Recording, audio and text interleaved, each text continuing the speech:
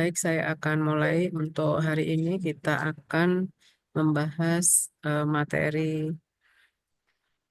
tentang pengantar sediaan semi solid ya. Mungkin di sebelumnya sudah ada pembahasan tentang sediaan liquid ya. Sekarang kita masuk ke sediaan semi solid. Ini di pengantarnya dulu ya.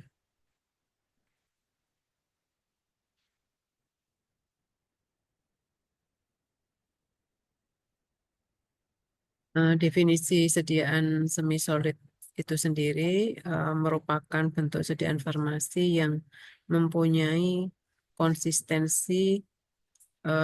Selama ini mungkin Anda mengenal sediaan padat dan cair ya.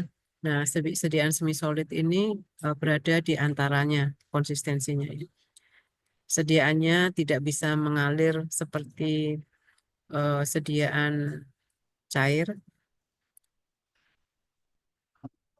tetapi dapat berubah bentuk ketika diberi tekanan atau stressing. Nah, kalau sediaan padat kan tidak bisa ya, kecuali kalau misalnya kapsulnya tidak penuh gitu ya. Itu mungkin ketika dilakukan penekanan dia akan berubah bentuk. Kalau kapsul keras, mungkin dia tidak kembali lagi, tapi kalau kapsul lunak dia akan kembali lagi gitu. Kemudian untuk karakteristiknya, sediaan ini memiliki struktur yang lembut dan mudah diaplikasikan atau digunakan pada kulit atau di bagian mukosa ya. Ini ada beberapa contoh sediaan semi solid ya. Ini ada salep atau biasa disebut dengan unguentum. Kemudian ada krim ya. Kemudian ada gel ya. Gel. Kemudian ini ada pasta. Ya, ini gel tapi dalam cup ya. Tapi bentuknya sendiri dia merupakan bentuk gel. Nah, untuk macam dan jenis sediaan semi solid itu sendiri eh, yang akan disampaikan pada materi setelah meat itu ada salep, krim, gel, pasta, dan bulur ya. Untuk sediaan salep itu merupakan sediaan semi solid yang mempunyai basis cenderung berminyak atau berlemak. Biasanya digunakan untuk pengobatan pada kulit kering ataupun kulit yang bersisik. Kemudian yang kedua, nah, ini yang membedakan antara krim, salep, gel, pasta, dan lulur ini adalah komponen-komponen penyusunnya. Ya.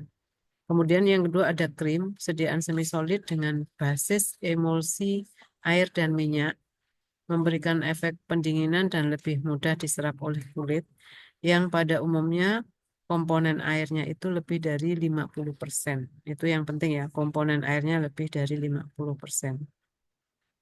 Sedangkan kalau di dalam salep itu dia tidak mempunyai emulgator ya atau zat yang berfungsi mencampurkan sediaan yang berbasis minyak dan berbasis cairan. Ini beda prinsipnya di situ. Kemudian yang ketiga ada gel. Gel ini merupakan sediaan semi solid dengan struktur jaringan yang kaku, sering digunakan untuk memberikan efek lokal pada kulit atau mukosa. Jadi kalau gel biasanya ditandai dengan bentuknya yang transparan, sehingga kelihatan jernih ya. Kita akan bisa melihat eh, seakan-akan tembus pandang begitu. Itu adalah ciri dari gel. Sedangkan kalau pasta itu merupakan sediaan semi solid yang konsisten, kental, dan lengket, sering digunakan untuk melindungi kulit. Bedanya apa ya? Di sini saya tidak memberikan catatan ya. Bedanya kalau dengan krim apa? Eh, Kalau gel dengan krim itu tadi konsistensinya berbeda ya. Gel itu memberikan warna yang transparan, cenderung transparan. Kalau pasta itu komponen utamanya sebagian besar adalah bentuk padat. Kalau di krim itu komponen utamanya adalah cairan, kalau di pasta itu kebalikannya, dia bentuknya padat. Nah, yang kalau kita biasa mengenal ada pasta gigi, maka eh, komponen utama pasta gigi itu adalah bahan padat, biasanya zinc oxide ya. Kemudian lulur, ya. Lulur ini sebetulnya termasuk pada sediaan kosmetik ya, yang pengembangannya itu bisa dalam bentuk pasta, gel, atau krim gitu. Jadi itu pengembangannya bisa ke arah sana. Karena kalau lulur itu eh, sebetulnya dia, kalau bahan yang dimasukkan itu adalah bahan padat, ya, komponen utamanya bahan padat, dia mungkin bisa menjadi pasta. Tapi kalau misalnya lulur semacam scrub gitu ya, yang komponennya itu adalah gel ya, itu dia ya berarti namanya bukan lulur ya, itu berarti namanya scrub ya, berbeda. Jadi arahnya kalau lulur itu ke arah ke pasta gitu. Kan karena untuk pengaplikasiannya akan berbeda ya, kalau lulur eh, di badan, kemudian cara memakainya dioleskan, kemudian ditunggu kering baru digosok seperti itu ya. Itu akan memberikan ciri khas sendiri ya. Pada umumnya sediaan ini digunakan untuk pemakaian luar. Tapi nanti ada juga beberapa sediaan yang meskipun dipakai di luar itu akan tetap aman jika digunakan misalnya di mukosa mulut gitu. Artinya apa? Artinya itu ada kemungkinan bisa termasuk ya ke dalam tubuh kita. Nah, untuk aplikasi penggunaannya di dalam sediaan semisolid di bidang farmasi itu sebagai apa sih? Sebagai pengobatan kulit dan mukosa ya. Misalnya untuk mengobati kulit eksim, psoriasis ya. Psoriasis itu semacam ketumbe ya. Kemudian luka bakar. Kemudian juga untuk pengobatan luka, membantu proses mempercepat penyembuhan luka dengan menjaga kelembapan dan memberikan perlindungan. Heeh. Biasanya seperti betadine salep, seperti itu ya. Kemudian untuk pengobatan kondisi kulit kronis, sediaan semisolid dapat digunakan untuk mengelola gejala kondisi kulit kronis seperti dermatitis dan psoriasis. Ya, jadi sebetulnya banyak ya kegunaannya dari sediaan semisolid ini. Kalau ini kan kita masih membahasnya terbatas pada pengobatan. Jadi kalau misalnya untuk pengobatan-pengobatan tertentu, bentuk sediaan yang kita pilih itu harus sesuai dengan tujuan dari pengobatannya.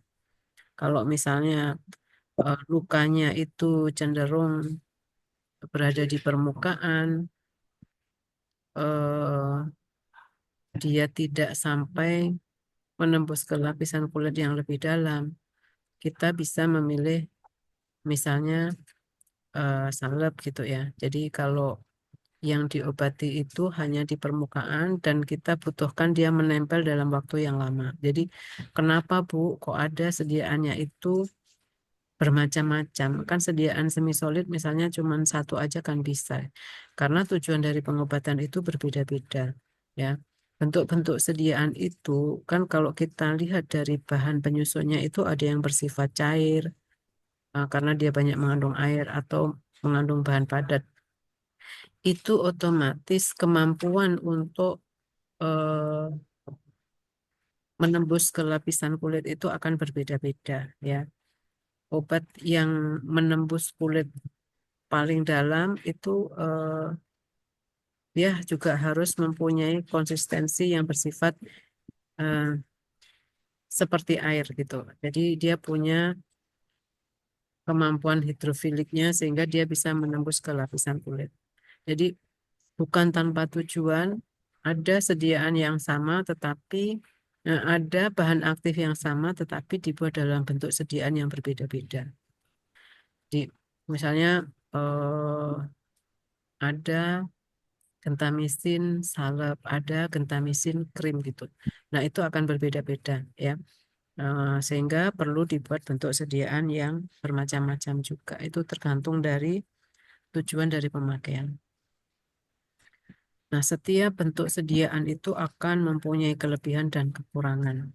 Sebagai contoh, kalau di sini untuk sediaan semi solid secara umum, meskipun nanti masing-masing sediaan itu juga akan mempunyai kelebihan dan kekurangan, tetapi secara umum sediaan semi solid itu mempunyai keuntungan dia akan memberikan efek lokal yang lebih efektif. Ya, sediaan semi solid dapat memberikan efek terapeutik langsung pada area yang dirawat. Sebagai contoh, misalnya kita mengalami eksim gitu ya. Mungkin ada juga obat yang peroral, tetapi untuk pemakaian eh, Terai kan itu. lokal atau langsung pada Dia katanya juga apa tempat anjing? sakit itu akan lebih efektif. Tolong di mute. Kemudian terjadinya peningkatan absorpsi obat. Sediaan ini dapat meningkatkan absorpsi obat melalui kulit ataupun mukosa. Ya, kalau misalnya dia langsung dioleskan, tentunya efektivitasnya juga lebih tinggi.